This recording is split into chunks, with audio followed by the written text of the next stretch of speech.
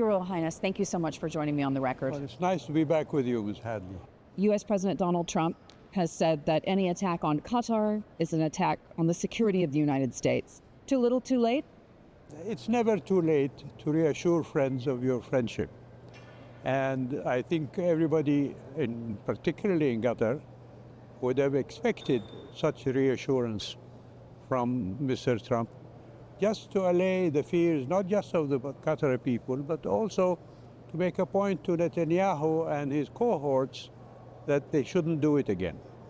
So that, I think, was an acceptable a measure from Mr. Trump to make up for the question marks that arose after the Israeli attack on Qatar. How do you feel about the 20-point plan?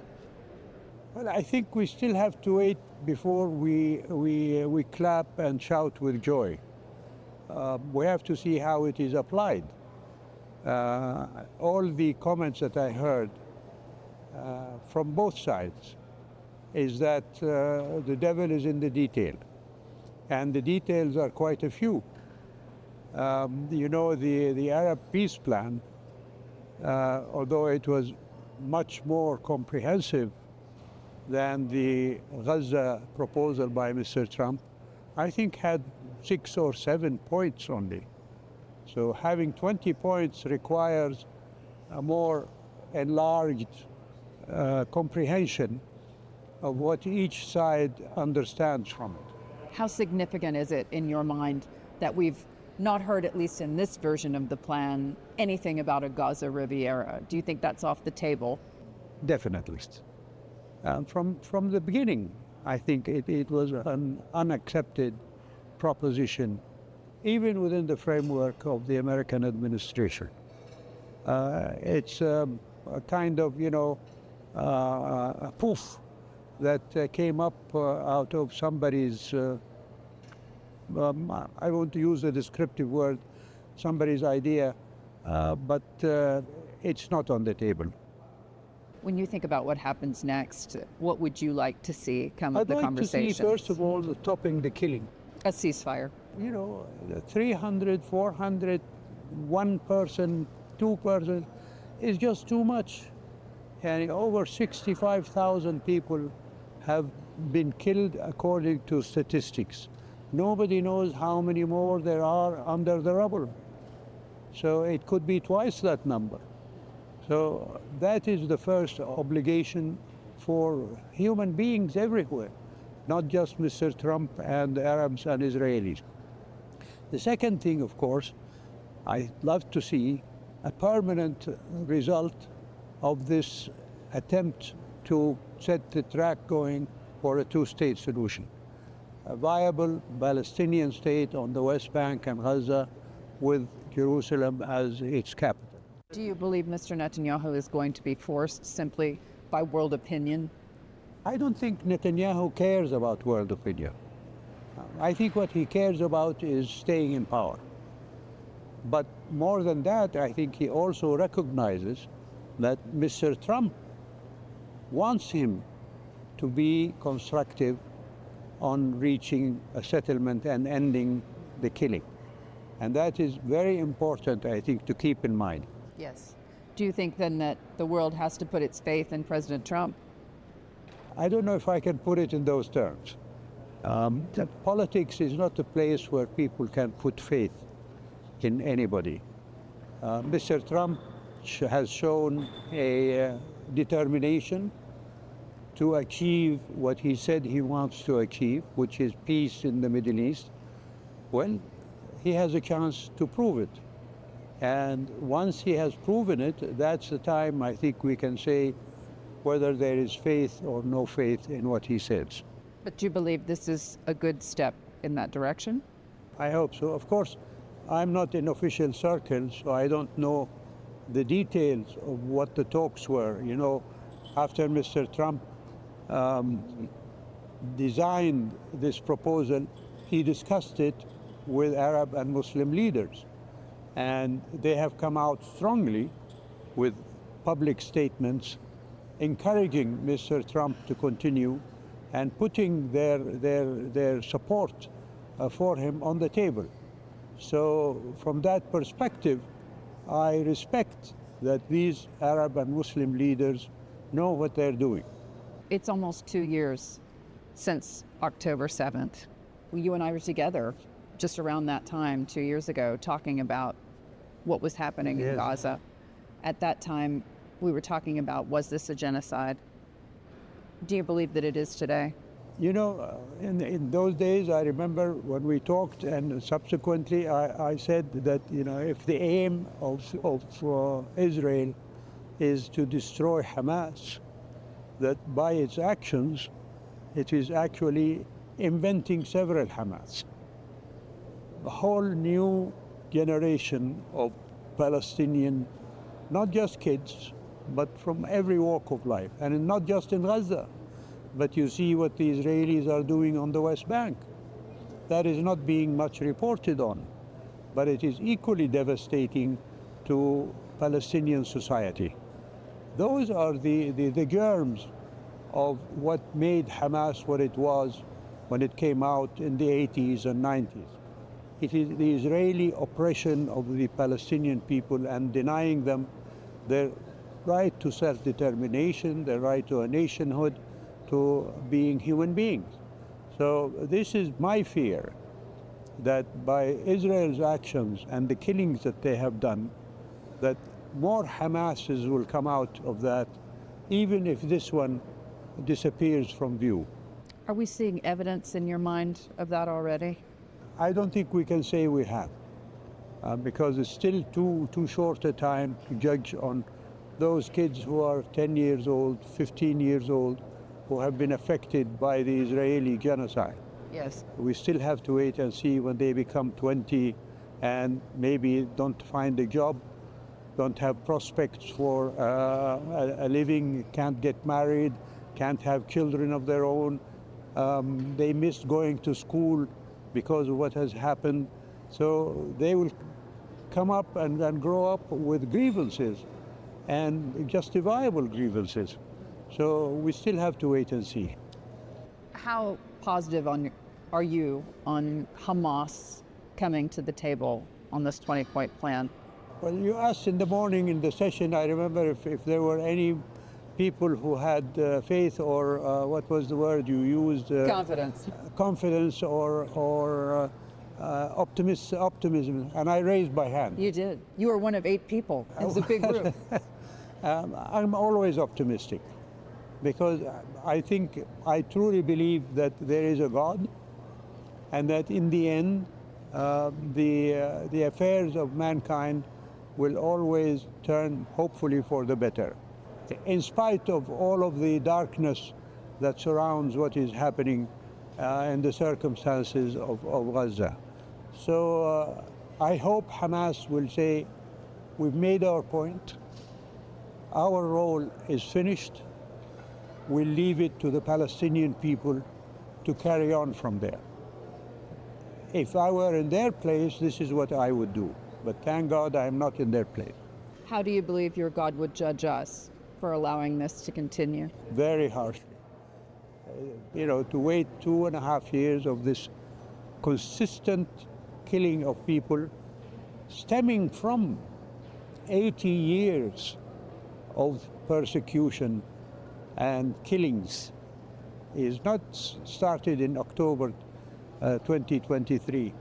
It started when Balfour decided to give Palestine to a Jewish homeland. That's more than 100 years ago, when the Palestinians have been continually trying to achieve their rights and have been denied, first by the British, who were the mandate power, and then by the Israelis when Israel was established in 1948, and then by the rest of the world when they let Israel do what it has been doing. Have you been encouraged to see European nations recognizing Palestinian statehood? Definitely. And I think this is a tremendous success for not only Saudi Arabia, but for humanity. You know, to finally say to the Palestinian people, yes, you are equal to us. And not only as victims of colonialism, but as rightful representatives of a people. This is something, I think, a tremendous achievement, which fortunately the kingdom had the leading role with France in achieving. Tell me this. In the 20-point plan, one of the suggestions is to have a stabilizing force in Gaza. Should that include Arab nations? Well, you heard the minister speak this morning. They said no, but I am not certain how things will go on from now. My view is that there will have to be an international force that will be composed of European, American, Muslim countries to come together and enforce whatever agreement is reached between the Palestinians and the Israelis.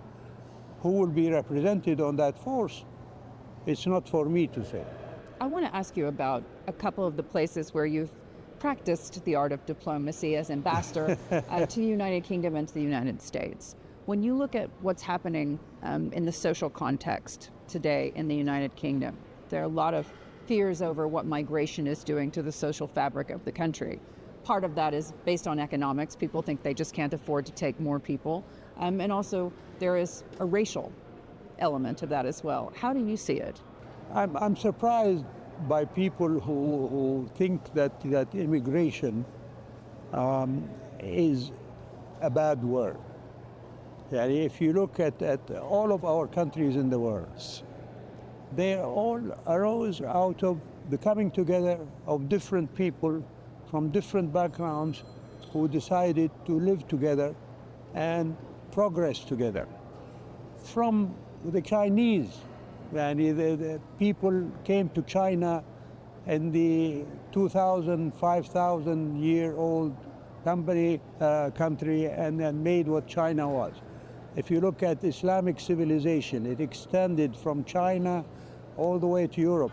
All those peoples in between were represented there and made it what it was. If you look at Europe, and even in the Middle Ages, when so-called nationalism came about, could we say in 1600, for example, that England was purely English? No.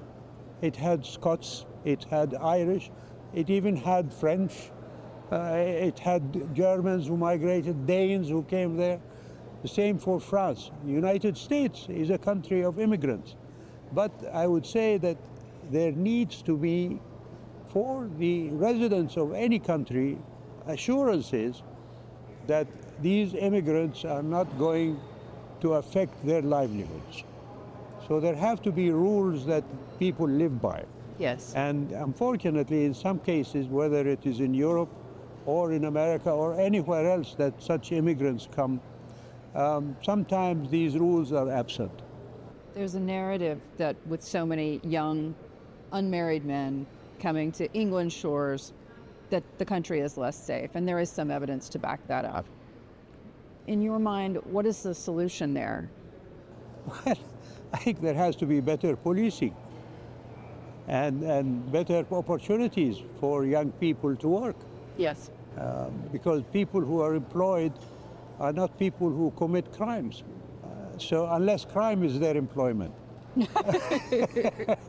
But I hope not. So whether it is England or France or Italy or whatever countries that are facing this social issue, they have to have better policing and also more fair policing. Yes. Not simply better policing. Do you anticipate that we will see, as a result of the new government in Syria, migration flows from Europe back to Syria in real numbers? I think there would be. Yeah. Because with all of the efforts that hopefully will take place in Syria to reach a stable and progressing and economically viable Syria, people will want to come and take advantage of that. And if they're originally Syrian, they will have more of an advantage than somebody else. But the other thing also I would say about immigration, if we look at Europe, it has a declining population. So how can they, not square the circle, as it were, in not accepting immigration? That's why having a regulated system of fair inclusion of immigrants into these societies is important for them to continue, because they're going to die out, whether it is a century or whatever, much longer, unless they bring people in. Do you believe people coming to those countries ought to be living by those democratic values? Absolutely. They have to be educated into the social mores and regulations that make up those societies. They cannot come just and impose their own values or their own norms and so on the people that they're joining. Yes. They have to acquire the sense of the nationhood that make up these countries. There's been a lot of movement recently to disarm Hezbollah. The United States has said that is a prerequisite to continuing aid to that country. There has been a lot of talk about what that might look like, whether, Hezbollah fighters might eventually be absorbed into the Lebanese armed forces. How do you see that evolving? It's a difficult situation. The end result, if they don't disarm, is going to be civil war. And is that a good thing for the Lebanese people or for the rest of us? It is not. And this is why I say whoever is in charge of Hezbollah today, and I don't know if Iran is still in charge of Hezbollah, or is it simply the people who are benefiting from the positions they have acquired because of Hezbollah, is it good for them to be killed by a civil war that will harm everybody? Yes. I don't think it's nice for them to consider these things in those terms. Could you see a possibility where Israel would then take part of Lebanon? Well, already Israel has part of Lebanon. It's not a matter of when it takes part of Lebanon. It has held parts of Lebanon since 1982, when it first invaded Lebanon under Sharon and Begin. So this is something that has to be tackled by the world community. Yes. And as was said this morning in your session, why is Israel there? Lebanon is no longer threatening Israel. Hezbollah has been decimated. It's just an excuse for the Israelis not only to show that they are the stronger party there, but that they can impose their will on a country like Lebanon. When I speak to American officials, they tell me that Hezbollah is rebuilding. When I speak to Arab officials, they say they have no evidence of that. Absolutely. If they show the evidence, then show it. They have no evidence. Your Royal Highness, thank you so much for joining me. Thank you very much, Ms. Gamble. I hope we can see each other again.